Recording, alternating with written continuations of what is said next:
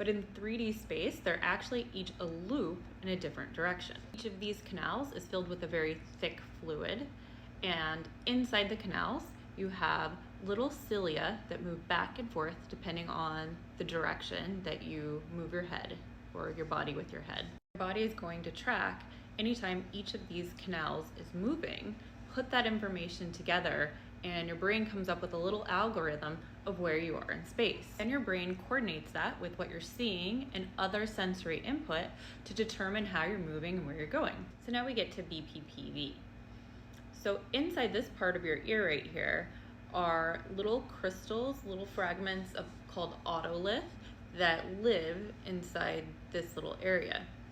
If you hit your head from a car accident, falling off a bike, just banging your head on something, then those little crystals can become dislodged and make their way into the semicircular canals. They're going to throw your body's calculations completely off, so the information that's coming from your inner ear doesn't match all of the other information your body has, and you experience vertigo. I love this very cool little headband example. So here you can see the person has the 3 different canals on each side of their head, and it's filled with a very thick fluid, just like you would have inside of your ear. But what they've also done is put some red colored little crystals inside to show you what's going on when those crystals are loose inside one of them. Here you can see the physical therapist is putting the head in this position, so everything in this canal is slowly flowing down to this side of the canal. And you can see how long it takes the red colored material to make it from up here to down here.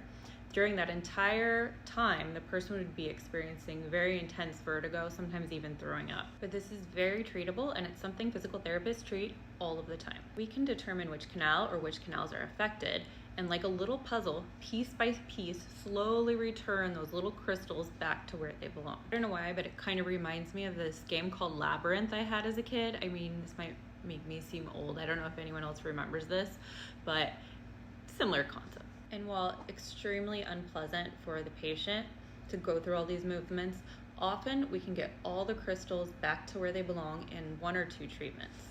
And yeah, once you've had this once, you are a little bit more likely to have it again because the crystals are already dislodged and they're not necessarily going to go into the same canals, but at least you know what to do at this point. Another silver lining, if you're an able-bodied person, all of the evaluation and treatment can be done with an online telehealth appointment.